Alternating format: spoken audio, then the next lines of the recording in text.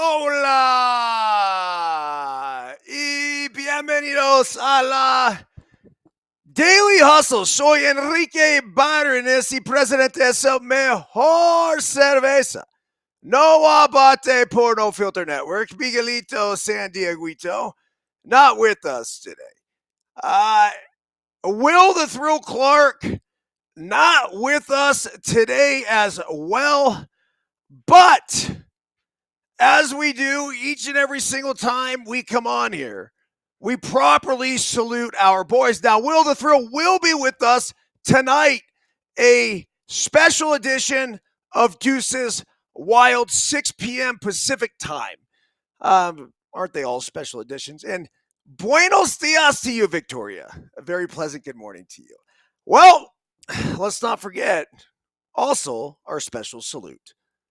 Yes, yes, yes, yes, yes, yes, yes. Woo! Remember this, folks. When we are juiceful, we are useful. And when we are juiceless, we are fucking useless.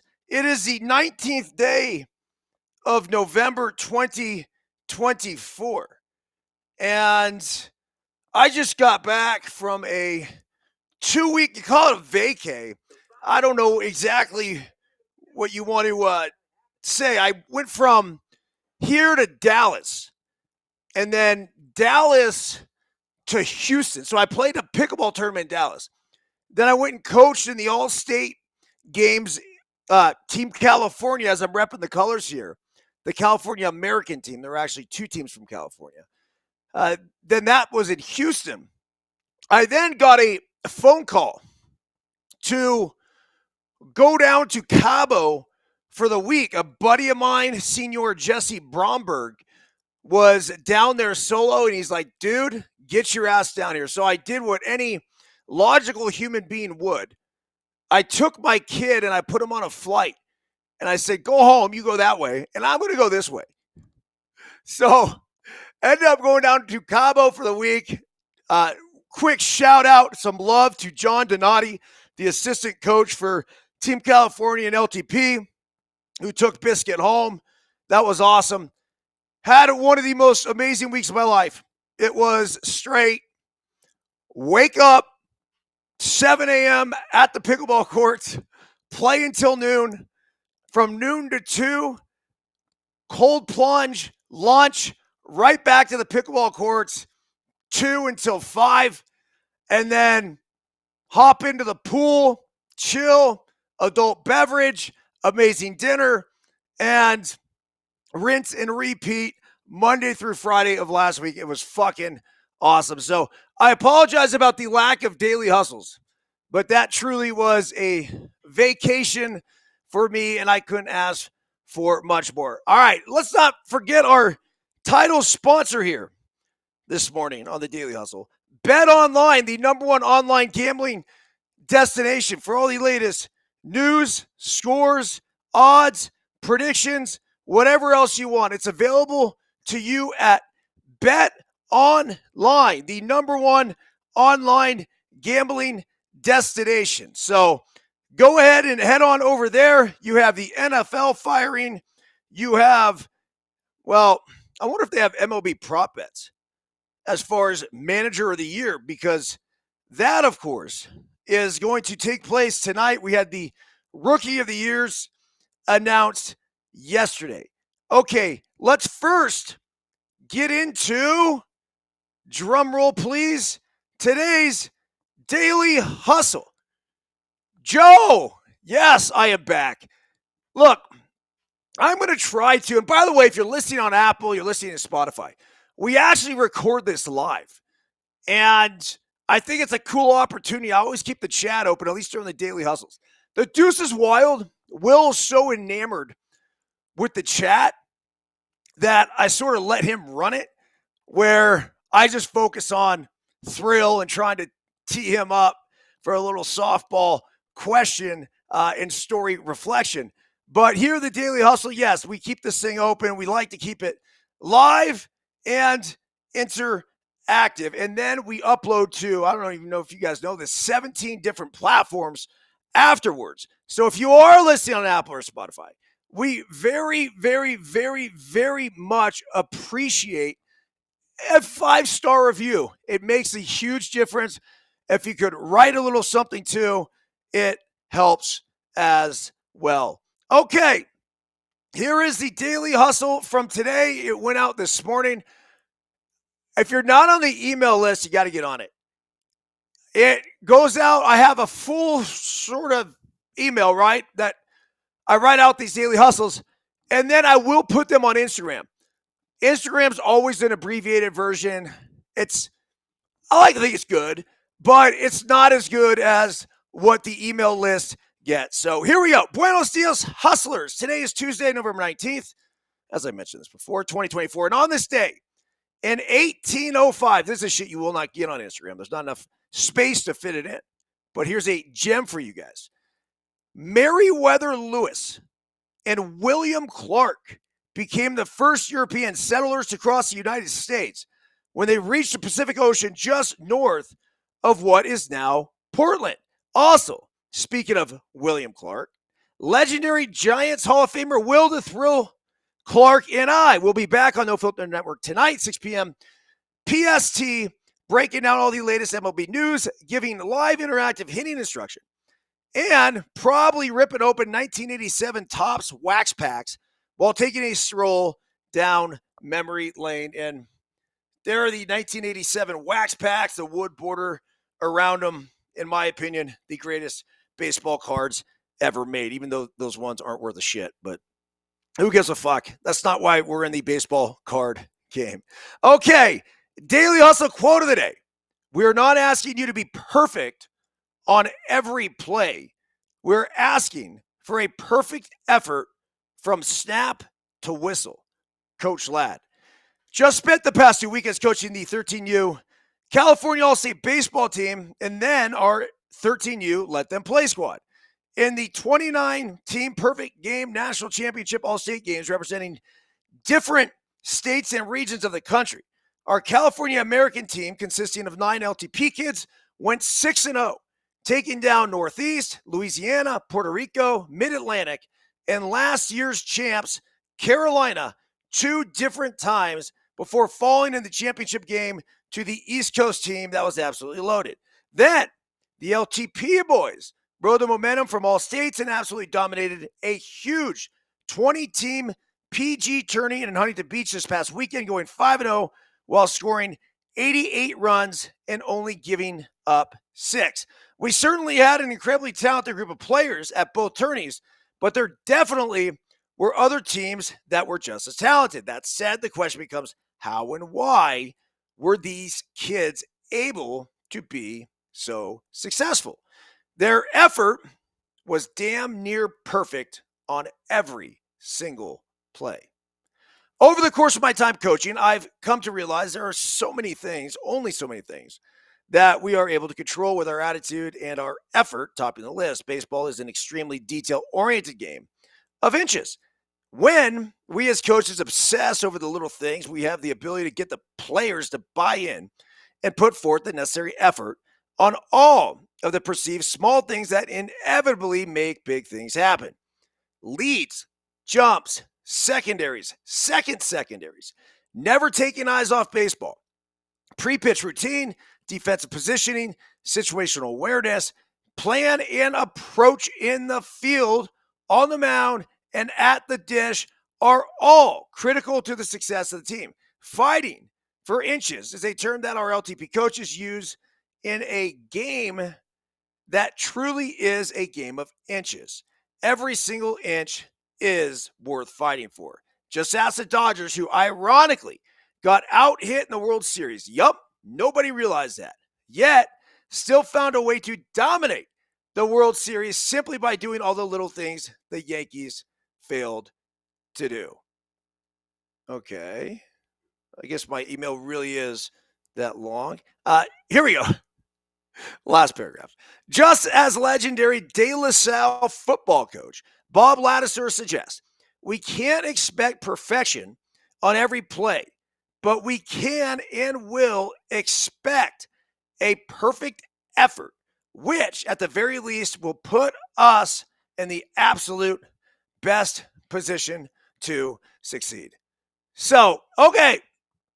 And Joe, yeah, I did see your note saying my son in Kowalski's program and thriving big. Dude, that's awesome, bro. There's honestly no one else that I'd rather send my kid to when it comes to mental performance. Levi Wolf, who was the MVP, oh man, of the last tournament that we played. And I say that with a laugh because PG screwed it up where they actually gave the MVP to the kid on the losing team.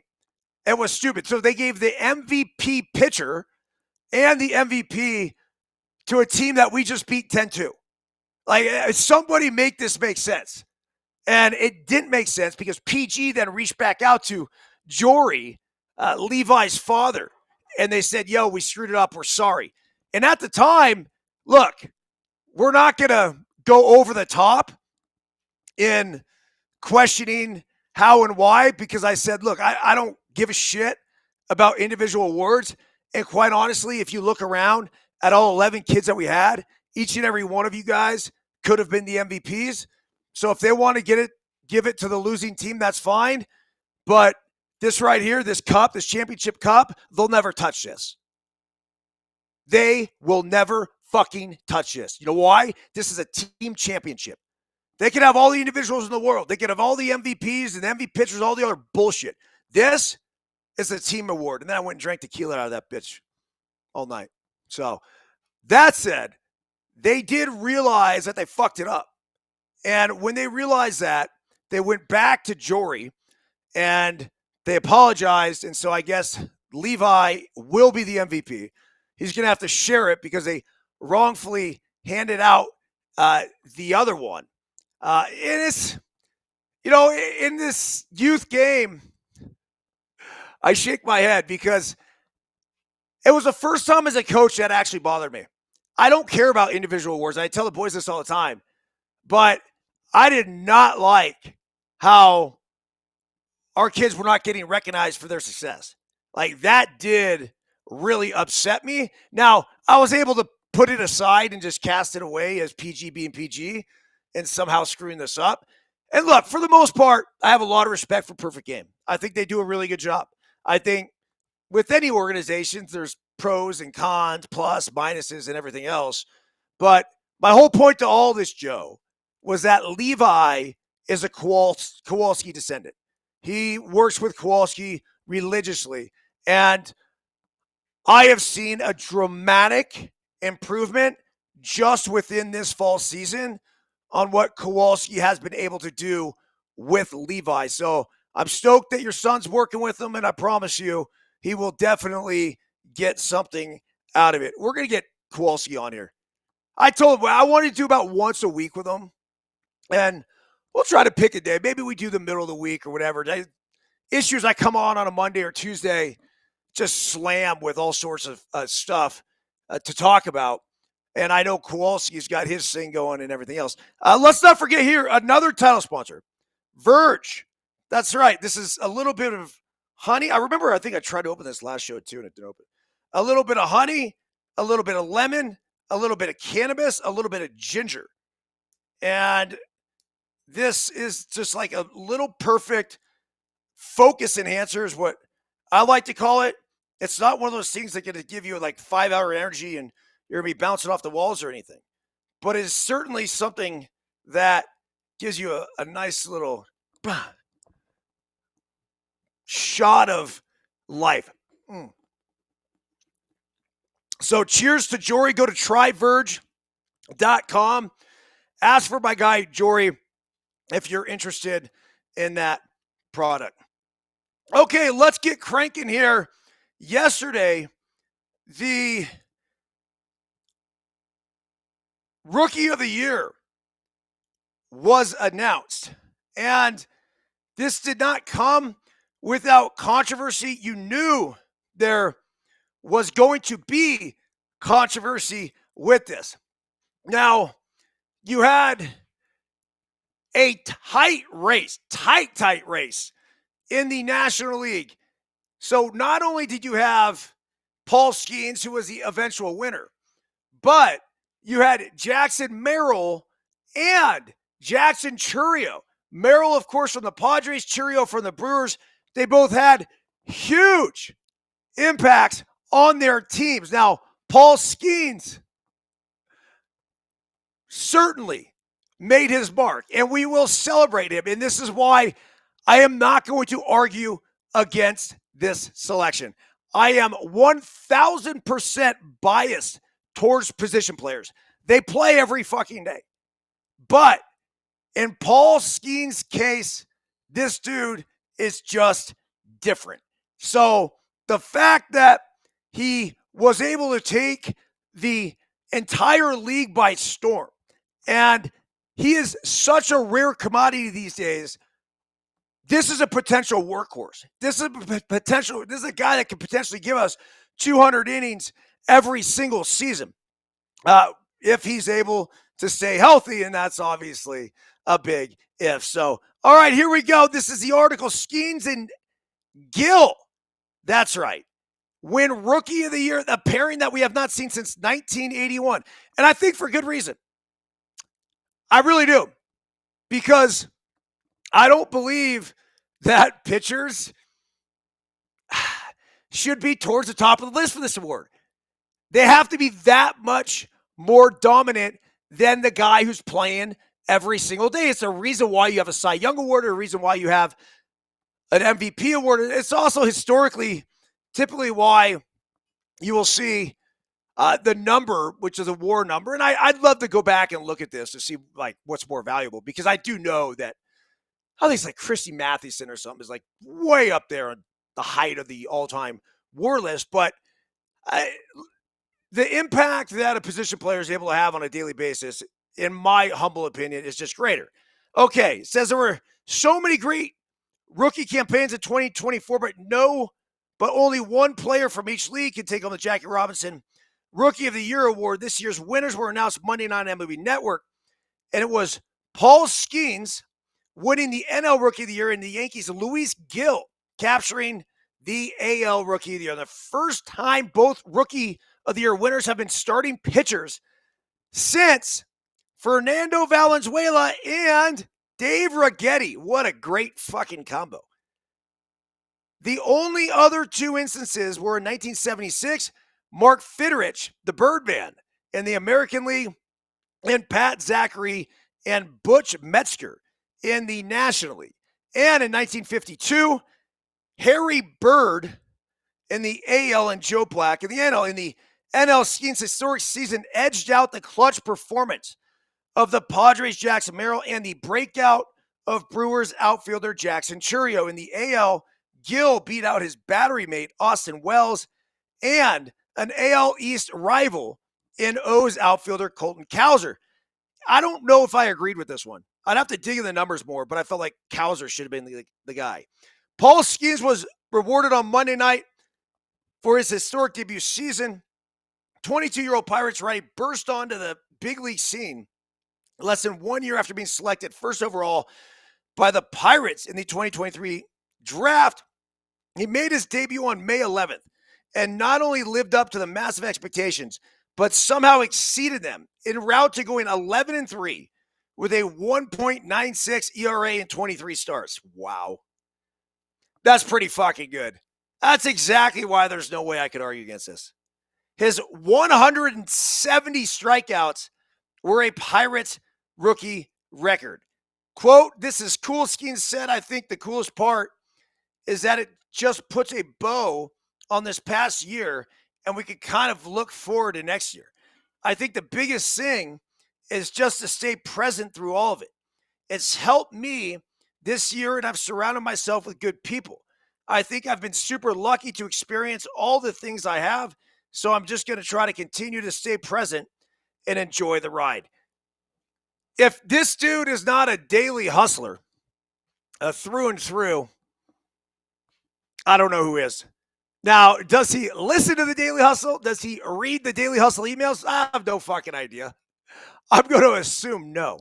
But that's everything. It's everything we talk about on a daily basis. Just stay present. Feel the air pass through your nostrils. Enjoy the ride. Understand that it's imperative that we surround ourselves with great people. Livy Dunn on his hip.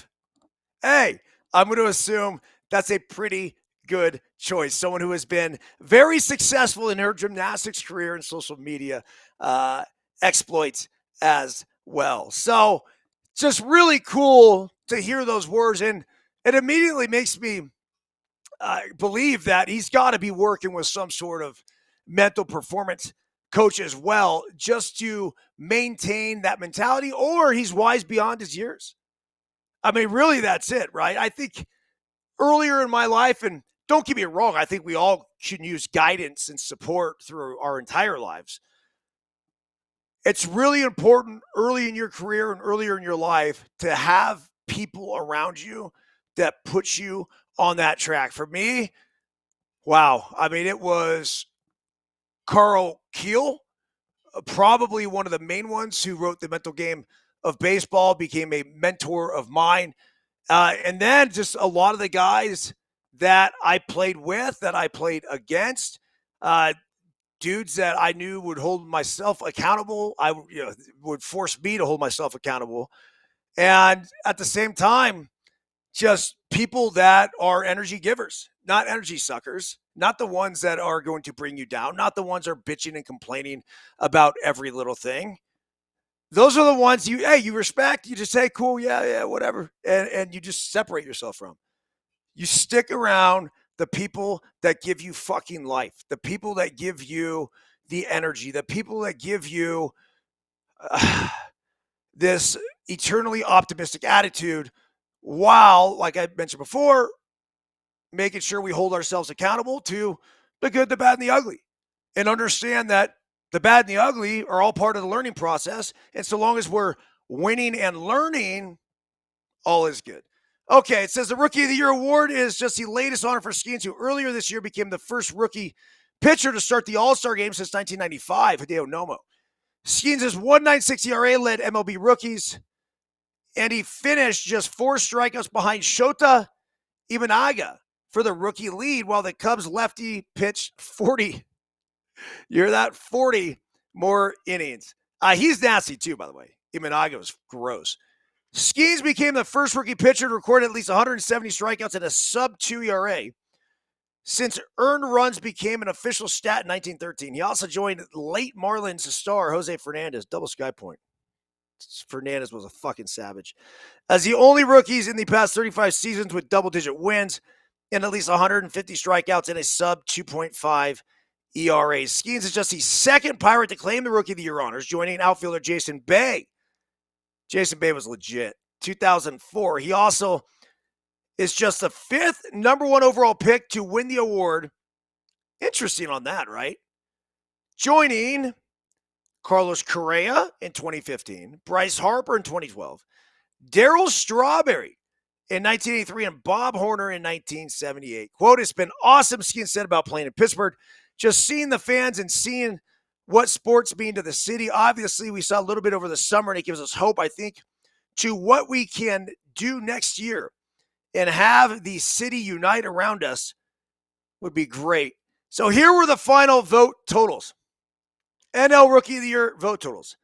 Paul Skenes, 23 first place votes, 7 second place votes.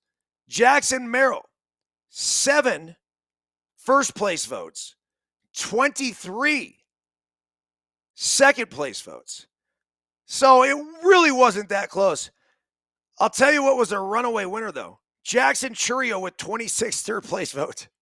So he locked in that 3 position. You could have made a fucking case for him. I very easily could have.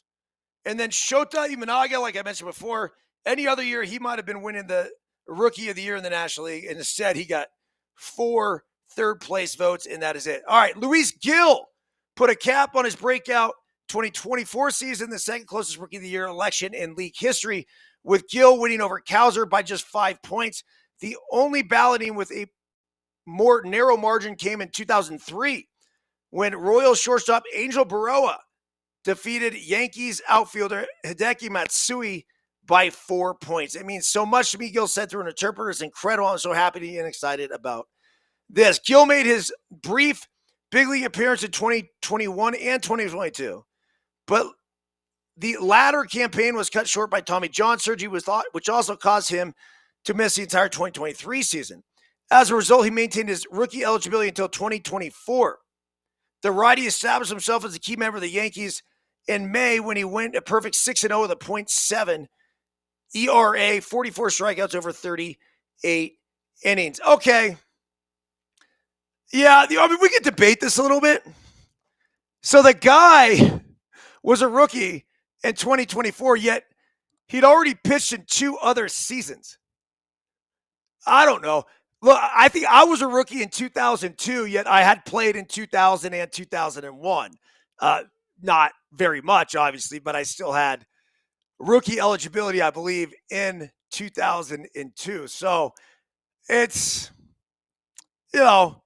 sort of here nor there. I do respect it because this is a guy that was coming off an injury as well. It said, while Gil experienced some ups and downs over his first full season, he finished with a 3.5 ERA.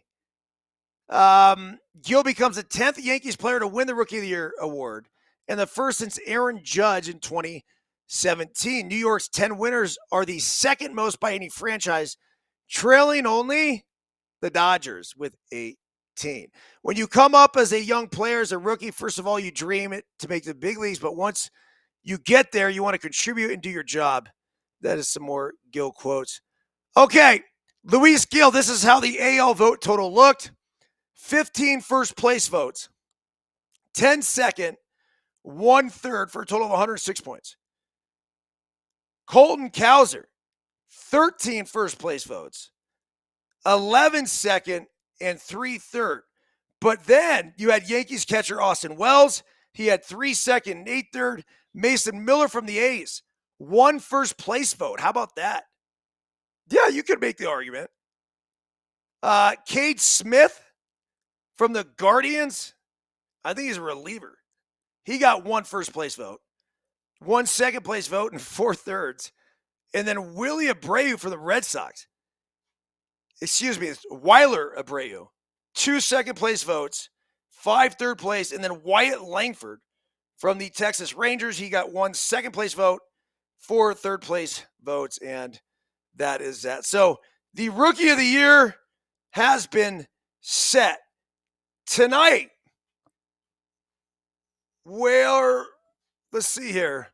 We are going to have the manager of the years announced, and you will get a live reaction from both myself and Will Clark right here on No Filter Network. This is a really, really good crew. I'm as excited about this as I am any other award because this could go any fucking way.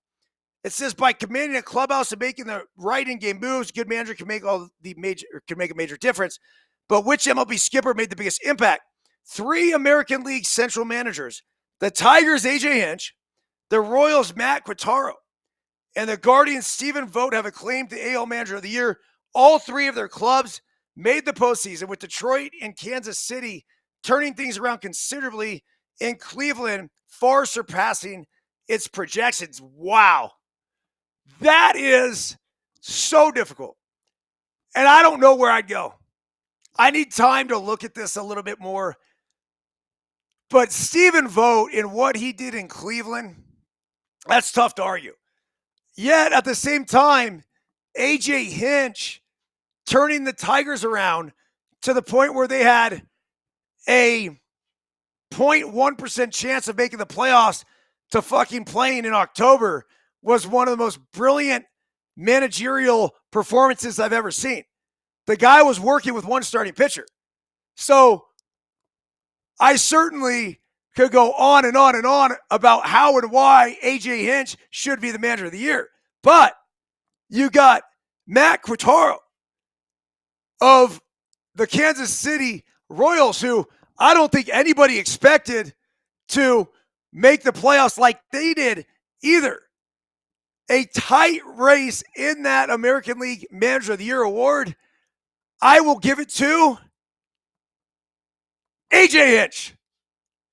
You just can't make that story up. Stephen Vogt, I think the Indians were better than we thought they were. And he did a fucking fantastic job just riding that thing out, communicating with his players, putting them in a position to succeed, all of it. Great job. Rookie manager, never done it before, fresh off the field, fantastic. As far as Matt Quatraro, yeah, great, awesome. Bobby Witt Jr., one of the best players in baseball that nobody ever talks about. Sure, fantastic. But they always kind of had this chance, and they were always there, and they played pretty well from start to finish. What the Tigers did in the turnaround after they sold their guys, like they're like, dude, we're looking forward to next year. And then AJ got to do AJ, and he got to let that Stanford education work for him. And he said, fuck it. I'm going to see if we could pull some strings and manipulate this, manipulate that. And he did it through basically going ahead and playing matchups with his bullpen, with whatever starting pitchers he had, which are really none or just one. And then you had, obviously, the offensive matchups that he was mixing and matching. So that was the best job by a manager this year. Whether or not he wins AL Manager of the Year, I got no fucking idea, but we shall find out tonight. Okay, in the National League, all three Manager of the Year finalists were in their first season with their respective teams. First-time skipper Carlos Mendoza and the Mets overcame a tough start to reach the postseason. Pat Murphy weathered pitching losses and led the Brewers in the NL Central. And then Mike Shildt managed the Padres to a scorching second half. Okay, let's go one by one here. We'll start with Shildt. The Padres are a good team. We all know they were a really good team, even coming into the year. So I think he managed them very well. And the fact that they lost Soto, but look, they had a lockdown bullpen, studs in the starting rotation, superstars in the lineup. The Padres did well, but did they exceed any of our expectations? I thought the Dodgers would win the fucking division and the Padres would be right there. Great. Okay. When it comes to Pat Murphy, fantastic job. Craig Counsell leaves, goes from Milwaukee to Chicago. Murphy seamlessly steps in. He's been the bench coach there for like a decade. So he just knew in his old age and wisdom, right, as he's been in this game for a long fucking time. He was a coach at Notre Dame, then Arizona State, where I played against him, and then he managed the Padres at one point, long-time minor league manager, and then when Counsell went to Milwaukee, he's like, Pat, you're my right-hand guy. Well, Pat just knew how to not fuck it up. And the Brewers, I believe, were better than people thought they were going to be. But I don't know why we're shocked when the Brewers are good again, because it seems like they are almost every single year. So what it really comes down to is that Carlos Mendoza of the New York Mets, they were done. It was a fucking disaster. Remember earlier in the year when one of their relief pitchers was like, oh, like, I play on a bad baseball team, and they shipped his ass out and got rid of him. But this is the argument you could make for Carlos Mendoza as the manager of the year, and you could even make an argument for Francisco Lindor as the most valuable player, because both of them stepped up to lead the New York Mets into what was one of the most improbable comeback stories. All the drama late in the year, too, having to go into Atlanta, taking care of them on that one-day thing. It was just really, really fun to watch. And look, ultimately, they were done, but the sweet taste of victory, taking care of the Philadelphia Phillies in what is this great rivalry. And I know they're not supposed to look into the postseason for the manager of the year shit. I get it. I can't help it. The Mets were one of the best stories of the fucking year. That, hands down, in my humble opinion, is your National League Manager of the Year, Carlos Mendoza. So AL, AJ Hinch, NL, Carlos Mendoza. We will see how close we are with those predictions. I believe I saw earlier here, let's see, 6 p.m. Pacific time. No, I take that back. I think it's 6 p.m. Eastern time when those awards will be announced. Okay, elsewhere, let's just hit up the NFL real quick, just because it's been a minute. And by the way, Deion Sanders and what's happening in Colorado is one of the coolest stories of the year. Last year, when he got all that hype, and rightfully so, because they came out, they beat TCU, who was in the national championship game the year before. I think they started 3-0, 4-0, and then they ended up 3-7 or 4-7 or 4-8, whatever it was. They fell off fast. But the fact that Prime Time, Coach Prime, and his gray beard has got the Colorado Buffaloes right now, they would be in the 12-team playoff. That is so fucking cool. It really is. Okay, the scores from this past NFL week. Let's start here. It was a Packers 2019 over the Bears. The Bears covered the number, +6, but the Bears fucked that up with a blocked field goal at the end. The Lions, is anybody scared of the Lions yet? 52-6 over the Jags. And I know the Jags suck, but my goodness, Jared Goff and company look really, really fucking good. Their defense might be better than the offense. This is looking like a Super Bowl team. The Dolphins, 34-19. They're back to 4-6. Tua, a big day. They also played the Raiders. There's some dog shit teams this year. There really are. There's usually more parity in the NFL, but there's some teams that you play that are just fucking victories. And one of those is the Cowboys. I'll get to that in a minute. The Rams, 28-22 over the Patriots. Rams are at 5-5. The Pats, 3-8. The Saints, 35-14 over the Browns. The Browns, I mean, big expectations from this group going into this year. It's been a fucking debacle. So I don't know what this says about the Saints. I'm not sure it says much. How are the Saints? The Saints were +1 in this one. Seriously? At home? Against the fucking Browns? Huh. Steelers get a big victory. Don't ever bet against Mike Tomlin at home as an underdog. That's stupid. It's just stupid. They beat the Ravens 18-16. Vikings 23-13 over the Titans. In the NFC right now, the class of the NFC, it's the Lions and it's the Vikings. I mean, they had a barn burner of a game earlier. I think that was the only Lions loss was to the Vikings, if I'm not mistaken. But that is a team that is scary. The Colts 28-27 over the Jets. And the Jets are, I mean, we have fans with bags over their heads these days. The Colts cover the +4, and Aaron Rodgers and the Jets continue to reel. Broncos, they're 6-5. Interesting, a 38-6 win over the Falcons, dominant victory.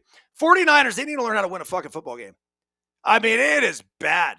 This is a team that's 5-5 that potentially could be 8-2. So they're going to have to scratch and claw their way into the playoffs. The Sea Chickens and Geno Smith end up getting them at the end. Let's go back here somehow, some way. I screwed that up. Okay. The Chargers, 34-27 over the Bengals. Do not bet against Jim Harbaugh. You just don't do it. Harbaugh's as underdogs, and this was not an underdog situation, but this was a pick'em game. They were -1 at home against the Bengals. They end up 34-27 winners. Talk about a dude that comes in and gets changed the culture. I really, really buy into the coaches. I do. Now, I get it. Talent's a really big deal. It's a really, really, really big deal. And if you don't have it, you're not going to win. But if you get similar talent, somewhat equal talent, that's when the coaching really plays. And Harbaugh's done a terrific job. Speaking of terrific jobs, how about Josh Allen and the Buffalo Bills? Our squad here at the Daily Hustle. 9-2 now after a 30-21 victory over the Chiefs. Just fantastic. They covered the -2.5, the over 47 hits with that late touchdown by Josh Allen. So the Bills, they get this victory. I think Josh Allen said all the right things. It's a week 11 victory. It is. It really is. If they had lost it, I'd say it's a week 11 loss. I mean, it sucks, but whatever. In order for the Bills to truly get over the hump, they need that win in January. Obviously, the one that will ideally send them to the Super Bowl. And then last night, it was the Houston Texans 34-10 over the Cowboys. Cowboys are just horrific. I mean, they are awful. Really, really, really fucking bad. They're that bad. So, something that I wanted to share with you guys, and then we'll get on out of here. I was fascinated by this, really fascinated. They were talking about one possession games. Hold on, let me see if I know I saved it. I think I saved it in my photos. Let's see here.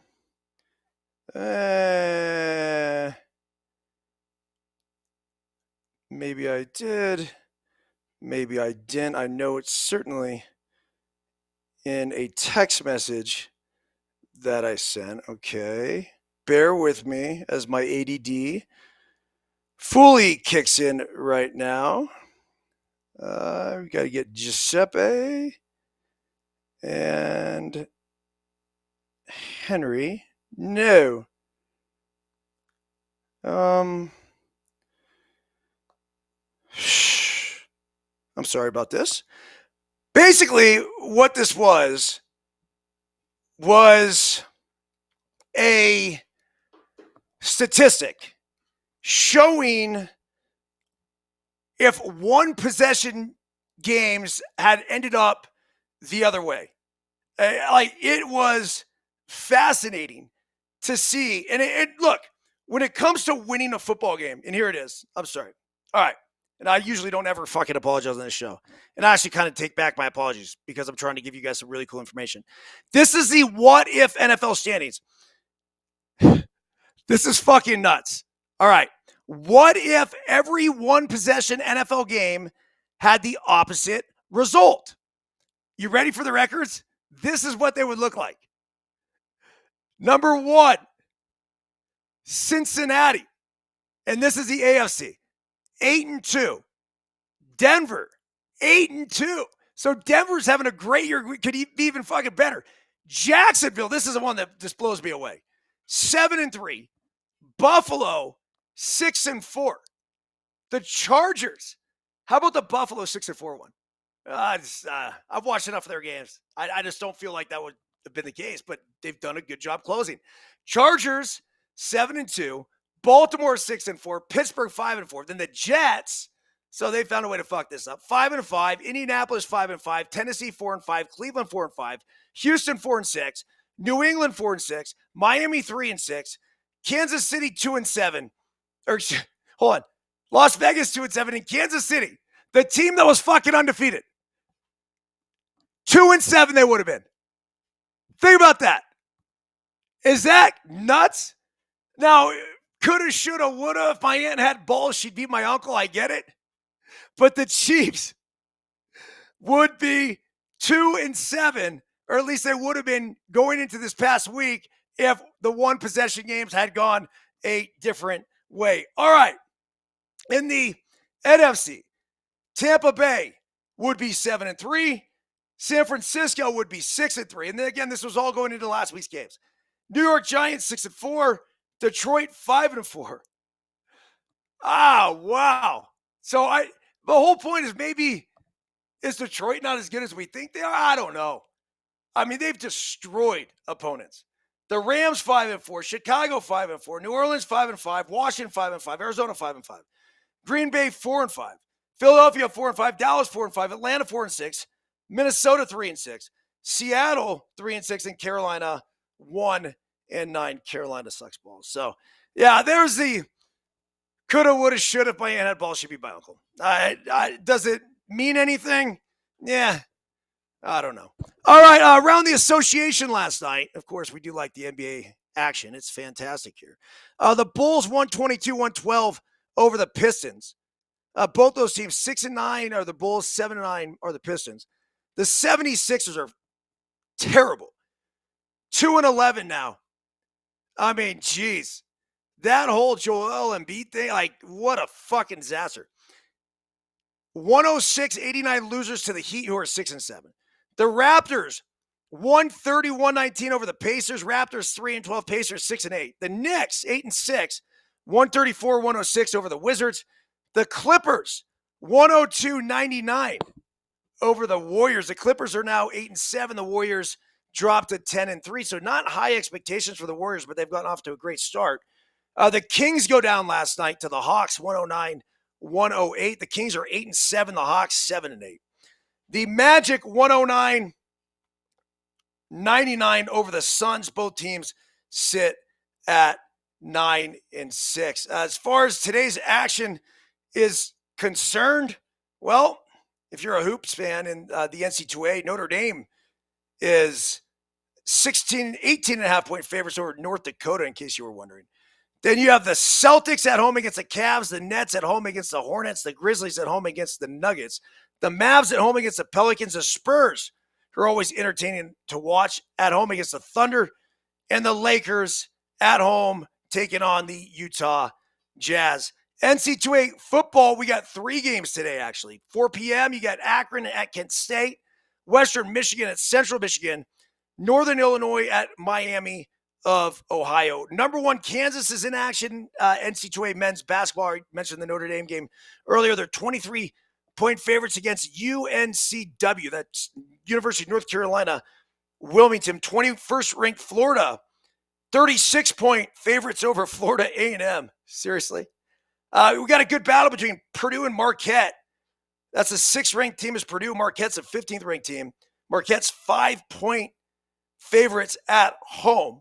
And then you have number 18 Cincinnati going to Northern Kentucky, where they're 13.5-point favorites. And UConn, the 2nd-ranked team in the country, 38.5-point favorites against East Texas A&M. NHL, Oilers at Senators, Ducks at Blackhawks, Lightning at the Penguins, Islanders at the Flames, Wild at the Blues, Rangers at the Canucks. Rangers are 11-4-1. Damn. And then, ready for this? The Winnipeg fucking Jets. Winnipeg Jets, -120 at home against the Florida Panthers. Panthers are 12-5-1. The Jets, 15-3. What the fuck? Crazy. All right. There you go. There's your sports report. By the way, just in case you're wondering about the weather out here in Truckee, California, it is currently, hold tight for this one, it is, drum roll please, bullshit. It says it's 36 degrees. No chance. It was 12 degrees when I woke up this morning. As cold as I felt in a long ass time. We have an atmospheric river coming. I think it starts tomorrow, and there's a few systems rolling through, but between tomorrow and Saturday, we got all sorts of precipitation about to hit Northern California. So, all right, everyone, have a fantastic day. We'll see you tonight. Deuces Wild, 6 p.m. Pacific time. Tell a friend. Bring a cocktail. That's it. Everyone have a great day. See ya!